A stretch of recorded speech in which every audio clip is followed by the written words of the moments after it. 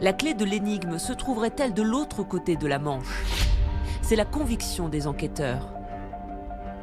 Les petites filles reparties en Angleterre sont donc placées sous protection policière.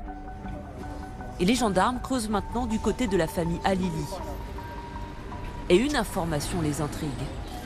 Une dispute a éclaté 1 an avant les meurtres dans la famille Halili. Le père Saad Halili avait un conflit avec son frère sur l'héritage du père qui était d'origine irakienne. Donc effectivement, est-ce qu'il y avait des embrouilles entre les deux frères qui voulaient avoir l'héritage pour l'un ou l'autre seul?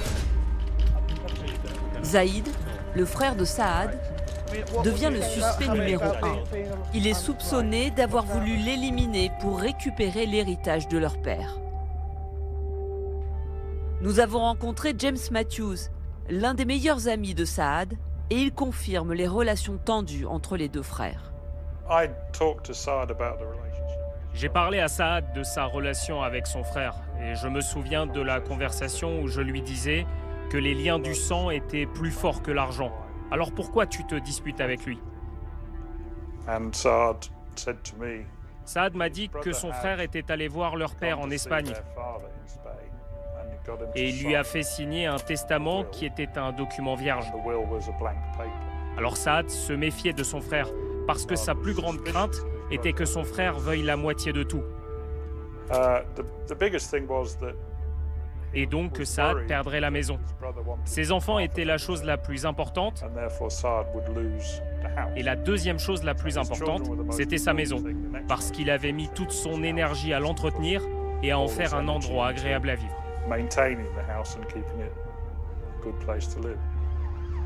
11 mois avant les meurtres, la police a même dû intervenir au domicile de Saad pour séparer les deux frères.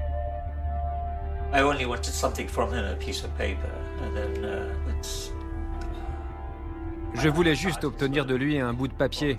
Et je connais Saad, il a une nature très impulsive. Il peut s'énerver très vite. Mais moi, je suis resté très calme.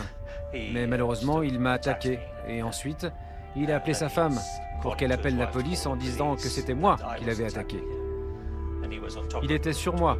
Sa femme a répondu non, je ne l'appellerai pas, pourquoi faire? Donc c'est lui qui a finalement appelé la police.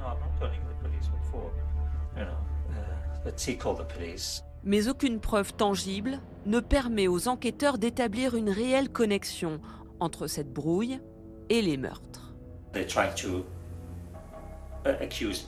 Ils ont tenté de m'accuser d'un crime dont je n'étais même pas au courant. Je ne savais même pas que mon frère était en vacances ou qu'il était à l'étranger. J'ai perdu toute confiance après ça.